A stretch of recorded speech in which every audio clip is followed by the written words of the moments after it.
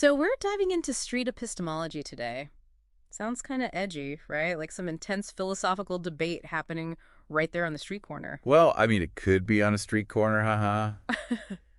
But it's really more about a thoughtful, respectful kind of conversation. Okay, yeah. Not about proving someone wrong, right? Right. It's not about winning at all. It's more like you're helping someone really think through how they came to believe something instead of just like arguing about whether it's true or not. Interesting. So instead of kind of hitting them with facts, you're helping them kind of uncover their own thought process. Exactly. It's a lot like the Socratic method, Oh, actually. yeah, Socrates. Didn't he ask a lot of questions? That's the one. He was all about asking just the right questions, the kind that get people to really think for themselves. It's about guiding, not dictating. Instead of telling someone what to think, you're helping them figure out their own reasoning. Okay, I'm starting to get it. So what's this I hear about spider on the ceiling moments? Ah, yeah. It's actually a good sign, believe it or not. Really? Because it sounds a little creepy, to be honest. Uh-huh. Not creepy at all. Mm-hmm. Imagine this. You ask someone a really thought-provoking question, right? Yeah. And they just go silent. Maybe they look up, like they're contemplating something on the ceiling. So that's the spider, the deep thought look. Precisely. It's a sign that they're actually engaging with the question on a deeper level, maybe for the first time. It's called aporia. That moment of, wait a minute, maybe I don't have this all figured out. That's when you know something real is happening in their head. Exactly. And, when you're dealing with beliefs that are really deeply held, those moments can be super powerful. I bet. But that's got to be a really delicate situation to navigate, right? Like encouraging that kind of introspection without making it feel like an attack on who they are. Oh, absolutely. And that's why how we phrase things, how we ask the questions, Yeah. it matters a lot. It's not about attacking you, the person. It's more about examining the belief itself. We'll get into the specifics of how to do that. So how do we even start to unpack those deeply held beliefs?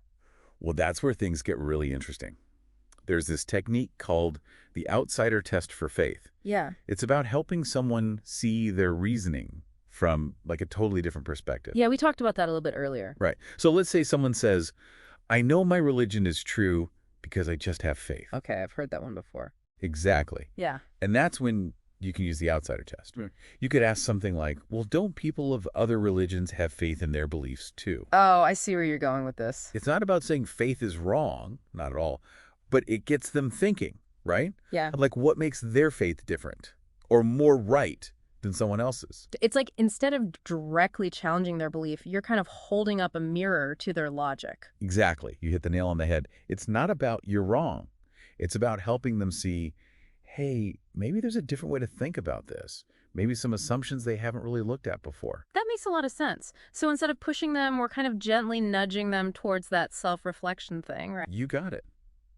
And there are other tools we can use too. Like there's something called the defeasibility test. This one's interesting. It's not just about why someone believes something, but it digs into what would actually change their mind. Like what kind of evidence would it take? Wow, so it's like testing how open they are to new information, even if it challenges what they already believe. Exactly. And sometimes, just having that conversation can be really eye-opening. But of course, like with anything, there are some pitfalls to avoid when you're having these kinds of conversations. Pitfalls. Oh, yeah, I can see that. Like, this could go sideways really fast if you're not careful, right? Yeah, for sure. It's like walking a tightrope sometimes. One thing to watch out for is slipping into argument mode. You know how it is. You get all fired up about something. Oh, yeah, totally. Like, where you just want to be right. Exactly. And then it becomes about winning the debate instead of actually helping the other person, So even if it's super tempting to just unleash all the facts take a breath. Exactly. Remember, we're not here to bombard people with information. It's more about asking those guiding questions, letting them find their own way, kind of like we were talking about before. Right. Don't be a know-it-all. Got it.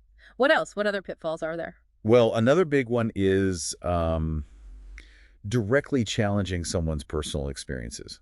Like if someone says, hey, I saw it with my own two eyes, trying to convince them otherwise, not usually going to go well. Yeah, because then you're basically saying they're lying or they imagined it or something. Right. And nobody likes to be told that their own experiences aren't real. Totally. So what do you do instead? Like if someone brings up a personal experience as evidence? So instead of focusing on the experience itself, you can ask them about, how they interpreted it, what were they thinking at the time, what conclusions did they draw from it, that kind of thing. Ah, so you're not dismissing their experience, you're just exploring it, like from a different angle. Exactly. It all comes back to Right. respect, right? Yeah. Respecting the person, even when, or maybe especially when we're questioning their beliefs. Makes sense. So it's not about forcing someone to change their mind.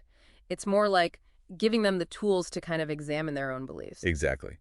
Street epistemology, at its core, it's about empowering people to think critically for themselves, not telling them what to think. This has been seriously eye-opening. We started with this kind of intimidating term, street epistemology, and it turned out to be about having better conversations, not just with other people, but even with ourselves, you know? It's true. And, for me, the biggest takeaway is just how much power there is in asking genuine questions instead of jumping straight into argument mode.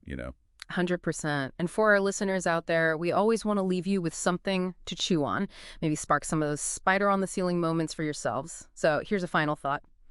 Think about something you believe in really strongly, like you're absolutely convinced it's true. Got it. Now ask yourself this. What would it take for you to change your mind? What kind of evidence would make you say, maybe I was wrong? It's not always easy to think about, but trust me, it's worth it. That's it for a deep dive today. Thanks for being here. And until next time, keep those minds open and curious.